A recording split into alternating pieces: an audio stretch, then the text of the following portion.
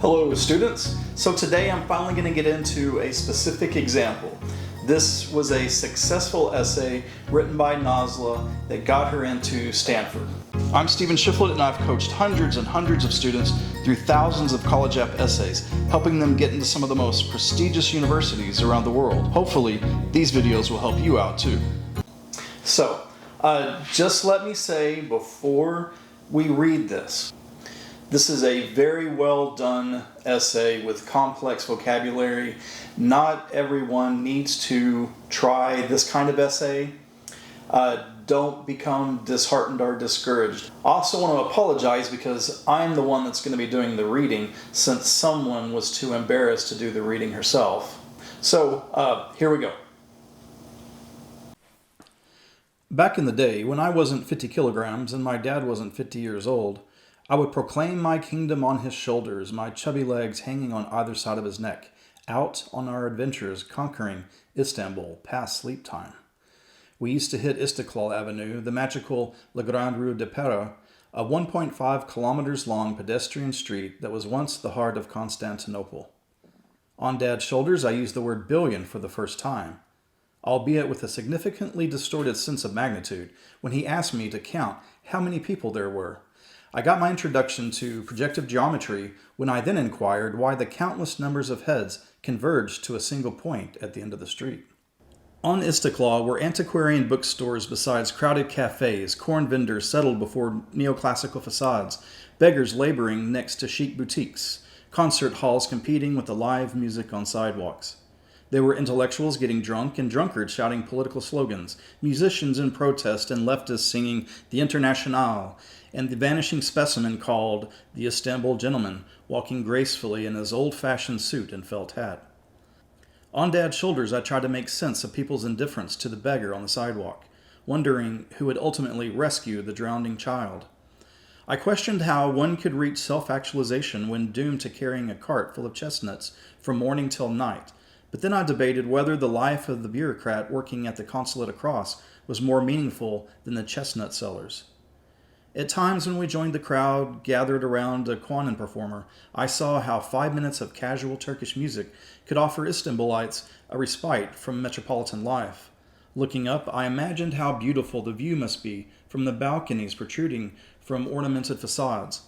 I later discovered that this was precisely what triggered the wild mood swings of Orhan Veli, the unorthodox poet of a no less turbulent culture.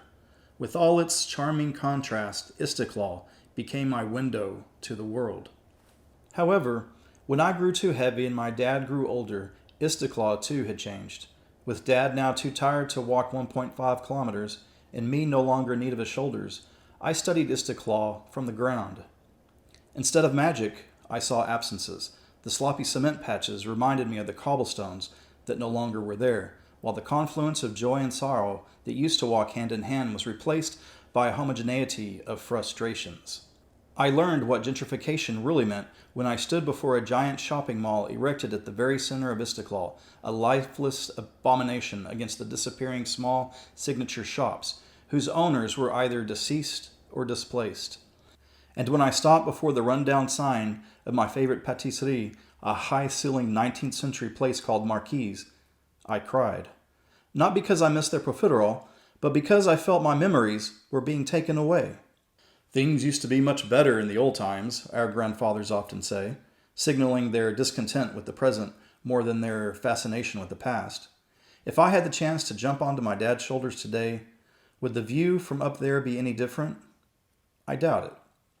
But it's pointless to speculate on the accuracy of my memories because nostalgia reveals more about the present than the past. For when I cried before that rundown sign, I was lamenting the fading away of my childhood, the evolution of Turkey into a construction site, and the onset of a life I could no longer experience atop my dad's shoulders. I wondered back then, and still wonder, how ironic it is that us moderns drown in nostalgia and yearn for an uncertain future at once. For we confidently celebrate progress, while secretly fantasizing a return to an idyllic past, just like our grandfathers. Not too bad, huh?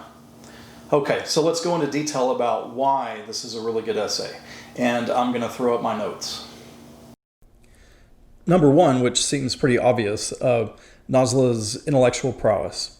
Now, not everyone can pull this off. Not everyone should try. Okay, so many make it into the Ivy Leagues or the colleges of their choices by writing great stories that reflect their hearts and their souls and their minds quite effectively. But together with her CV and her other essays and what other teachers would say about her after reading her writing, the complexity of this essay sure didn't hurt her any. Number two, her keen sentimental insights, her depth of understanding of the world, and from an early age. Now, of course, she was probably retroactively interjecting, some of these deep ideas into when she was a little kid, but she probably was a deep thinker then, given that she's so insightful now. So, definitely forgivable. Number three, her use of imagery. It's so nice. So I would proclaim my kingdom on his shoulders, my chubby legs hanging on either side of his neck. That starts us off with quite the image. I mean, we're seeing through her eyes as a child, but also as her as a writer now. But she makes it work. Next, she does some very effective listing of sights and sounds. A Vista Claus Street. So she saw antiquarian bookstores beside crowded cafes, corn vendors settled beside neoclassical facades, beggars laboring next to the chic boutiques, with a little internal rhyme there, concert halls competing with the live music on sidewalks. Next is her ability to express herself with complex vocabulary. Now, of course, I caution people against this if it's not their usual writing style and if it's just thrown in intermittently while the rest of their essay is simply written. But she has the grades and the other essays to back it up, and she does it well.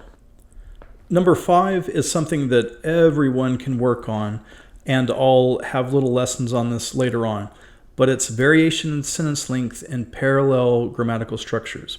So, when I wasn't 50 kilograms and Dad wasn't 50 years old, that's a nice parallel. Also, whose owners were either deceased or displaced. That's a nice parallel structure there.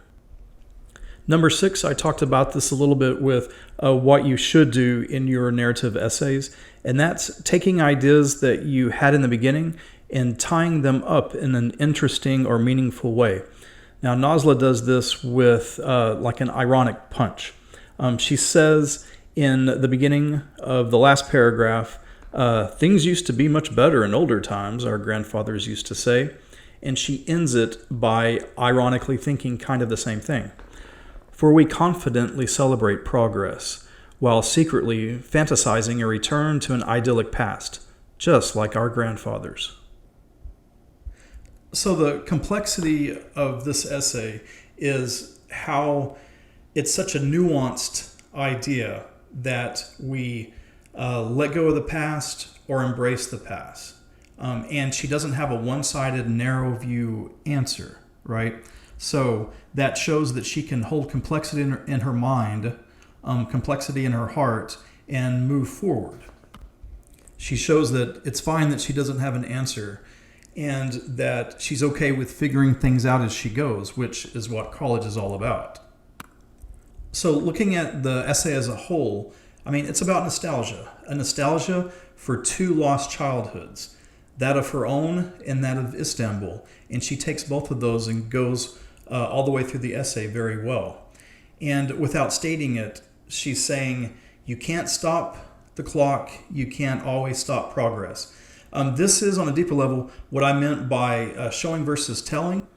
She's using these two lost childhoods to express that we all have to grow up, but we can hold on to something great from our childhoods. Istanbul's fabled past and her own fabled childhood atop her father's shoulders. There's also this nice idea that's well hidden between the lines about aging itself.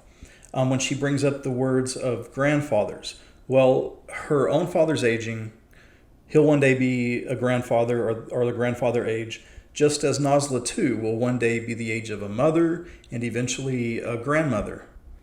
So without explicitly stating it, she conveys that trope of the joys and the sorrows of the human life cycle.